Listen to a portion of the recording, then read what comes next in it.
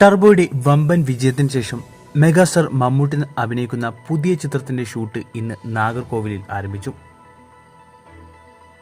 നവാഗതനായ ജിതിൻ കെ ജോസാണ് ഈ ചിത്രം സംവിധാനം ചെയ്യുന്നത്. മമ്മൂട്ടി കമ്പനിയുടെ 7ാമത്തെ നിർമ്മാണ സംരംഭം കൂടിയ ചിത്രത്തിൽ വിനായകനാണ് നായകൻ. പോലീസ് വേഷത്തിലാണ് താരം ചിത്രത്തിലെത്തുക. വിനായകൻ നായകനാകുമ്പോൾ വില്ലനായി മെഗാസ്റ്റാറും എത്തും.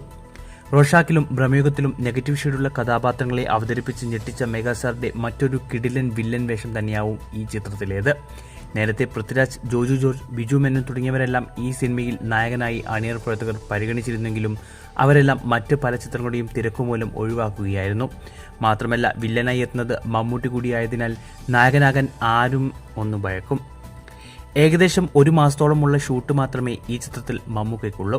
താരം അടുത്ത മാസം ആദ്യത്തോടെ ഷൂട്ടിൽ ജോയിൻ ചെയ്യും. അതേസമയം മമ്മൂക്കയുടെ അടുത്ത റിലീസായി തിയേറ്ററുകളിലെത്താൻ പോവുകയാണ് ഗൗതം വാസുദേവൻ സംവിധാനം ചെയ്ത Dominic and the ladies bus. നിലവിൽ 2 ദിവസത്തെ ഷൂട്ടുകൂടി ബാക്കിയുള്ള ചിത്രം വരും ദിവസങ്ങളിൽ ഷൂട്ട് പൂർത്തിയാക്കി പ്രീ പ്രൊഡക്ഷൻ സ്റ്റേജിലേക്ക് കടക്കും.